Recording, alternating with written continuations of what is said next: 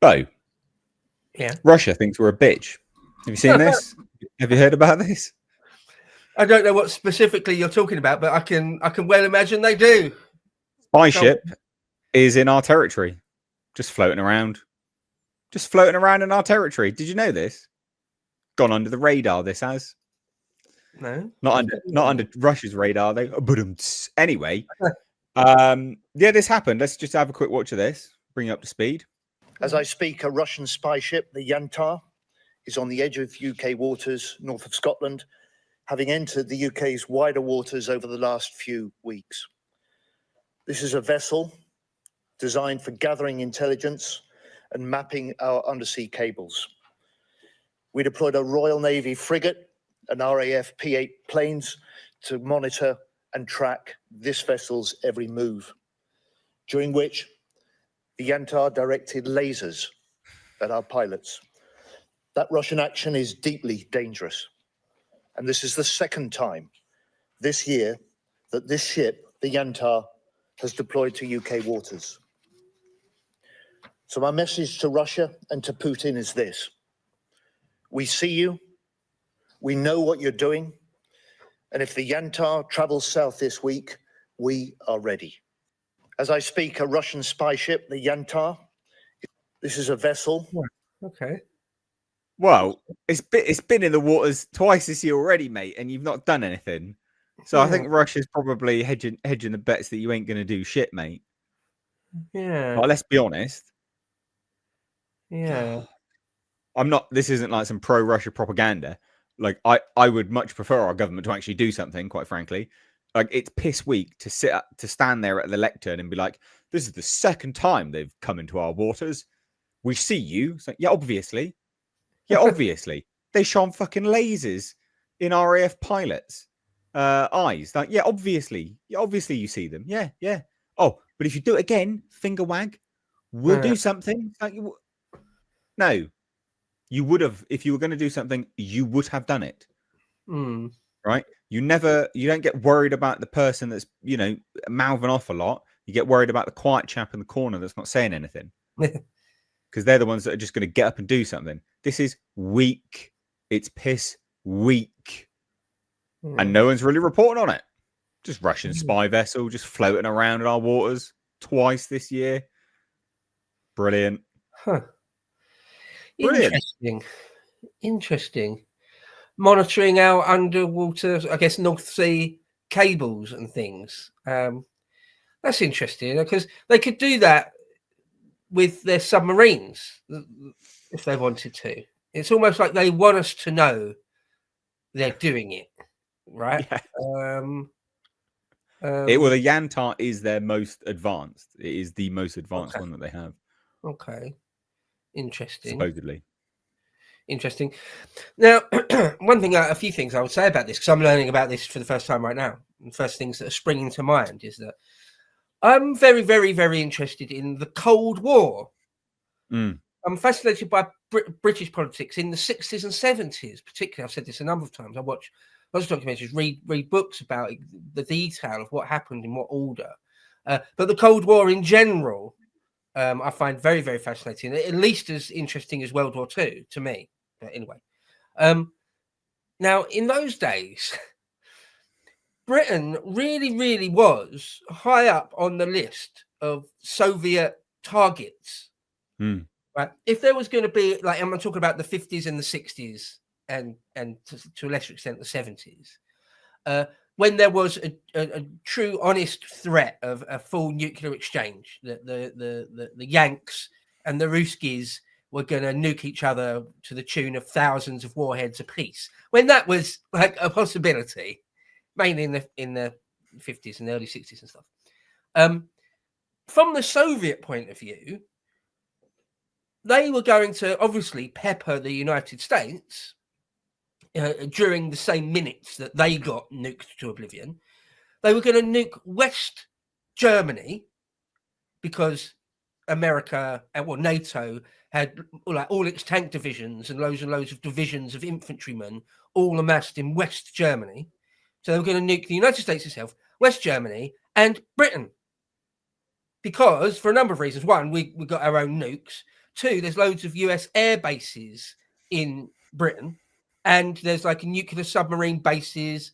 And actually, the United States has got quite a lot of just sort of essentially spying infrastructure in the UK. In fact, the United States hold nuclear weapons in Britain. I'm not sure if they still do. I don't think they still do. I think that was ended perhaps in the Blair or Brown years. But all through the Cold War, there was nuclear missiles ready to go from the United States in Britain. So anyway, from the Soviet point of view, Britain was going to get nuked big time.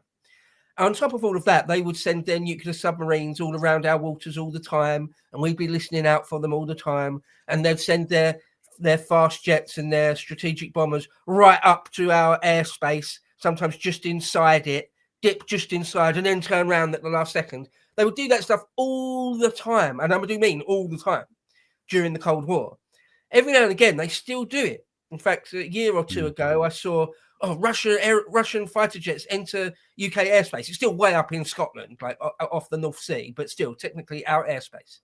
And they fly in like they're doing an attack run, and they go into our airspace, and then pretty much as soon as they're in, they just do a 180 and turn back. But it's it's saying, look, we still consider you a threat.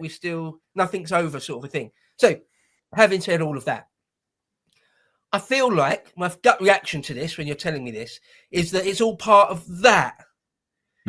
It's not necessarily that Russia are gearing up to like attack us or invade. I don't think they are.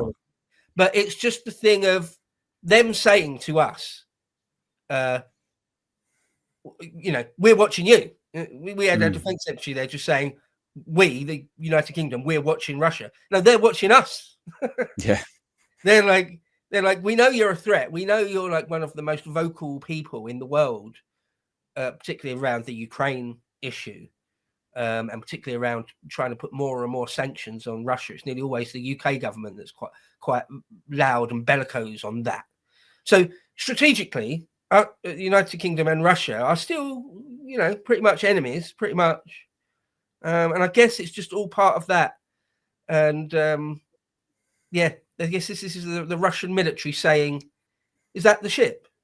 That's the Yantar, yeah. Wow, it's a lot bigger than I thought. That's pretty big. That's a pretty big ship. Huh. Yeah, you can see it here, look. This is the Yantar being... I don't want to play that. There you go. Was it being shadowed by one of ours? Is that our one? This was in 2018. Okay. That was just some footage from 2018, but you can see how big it is. Yeah, that's not quite really big. Yeah.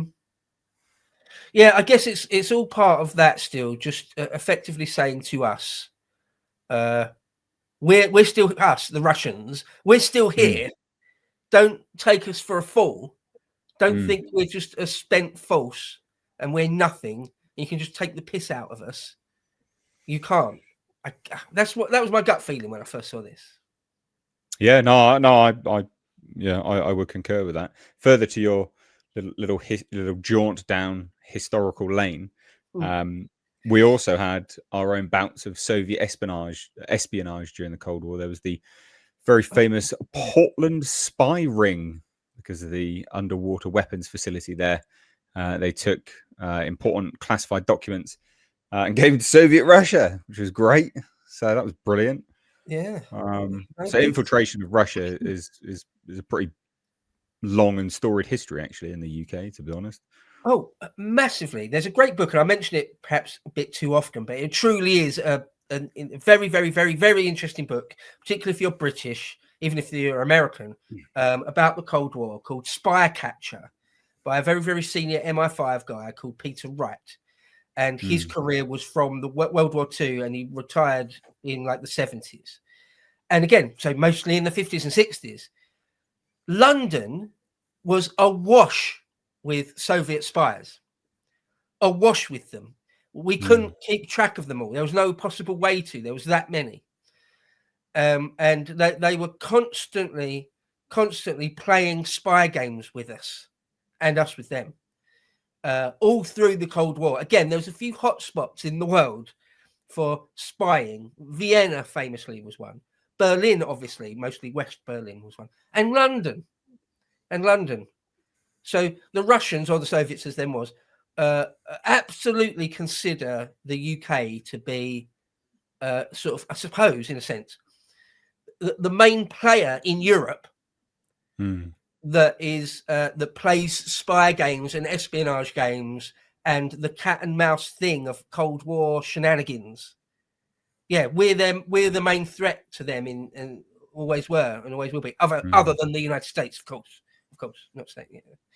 So yeah, nothing really changed. Well, I say nothing changed. Loads of things changed. But when the Cold War, they say the Cold War ended with when the Berlin Wall came down in 1989, and with Gorbachev's glasnost and all that stuff, and certainly by the Yeltsin years, the Cold War was over. Well, only in a few senses. In lots of ways, it never ended. NATO wasn't disbanded.